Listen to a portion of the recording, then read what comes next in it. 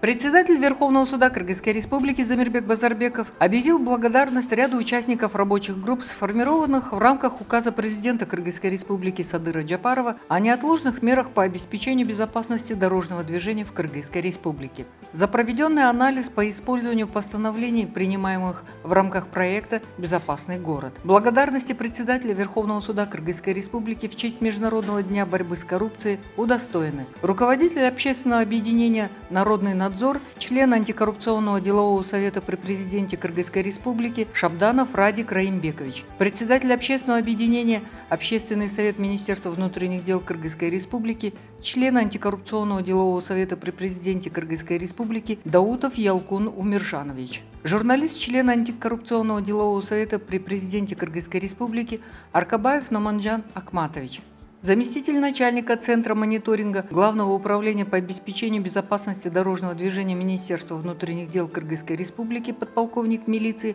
Шабданов Медер Тагайбекович, заведующий сектором по анализу судебной статистики аппарата Верховного суда Кыргызской Республики Джанабек Улу Адиль, начальник управления по обеспечению исполнения судебных актов Судебного департамента при Верховном суде Кыргызской Республики Мойноков Махсат Джанубекович, региональный представитель антикоррупционного делового совета при президенте Кыргызской Республики по городу Каракол и Сыкульской области Илипаев Руслан Душенбекович. Председатель пожелал успехов в профессиональной деятельности и неустанно вести работу по ее усовершенствованию. В мероприятии также приняли участие руководитель аппарата Верховного суда Кыргызской Республики Эркинбек Мамыров, советник председателя Нурханбек Мамуналиев и заведующий отделом кадров и государственной гражданской службы Аида Манжиева.